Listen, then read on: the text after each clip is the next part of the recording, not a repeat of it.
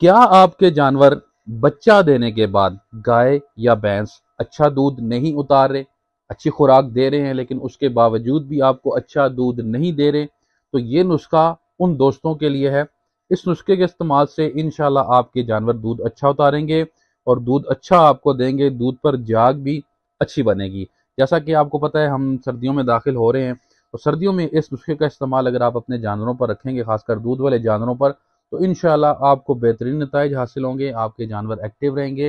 اور آپ کے جانور دودھ اچھا دیں گے اور دودھ پر جاگ بھی اچھی بنے گی۔ اچھا، یہ جو نسخہ ہے سونف سے یہ نسخہ یہ بنایا جائے گا، اور سونف کے دوستوں بہت سارے فوائد ہیں جو کہ جانور کے معدے کو سیٹ رکھتا ہے، اور سونف جو ہے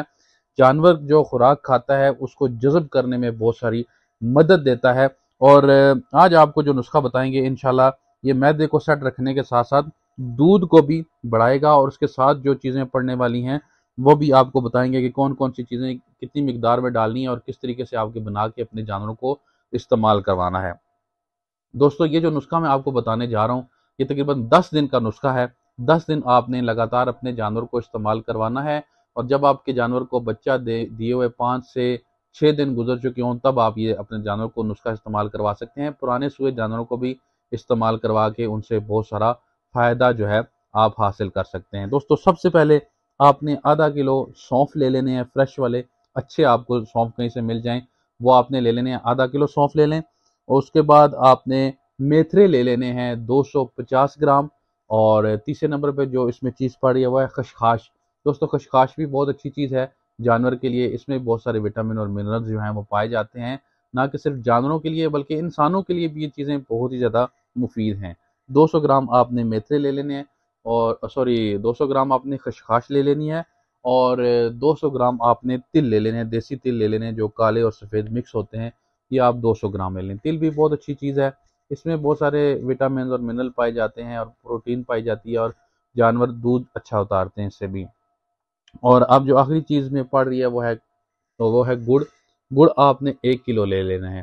اس نسخے کو بنانے کا طریقہ کار یہ ہے کہ ان باقی سب چیزوں کو پاؤڈر بنا لینا ہے، خشخاش کا بھی، سونف کا بھی، میتھرے کا بھی اور تلوں کا بھی، ان سب کا پاؤڈر بنا لیں، اور پاؤڈر بنا کے ادھر جو گڑ ہوگا اس کو باریک باریک آپ نے کوٹ لینا ہے۔ باریک باریک کوٹ کے آپ نے ان سب چیزوں کو آپس میں مکس کر لینا ہے۔ مکس کر کے کسی بوتل میں یا کسی ڈبے میں آپ نے محفوظ کر لینا ہے،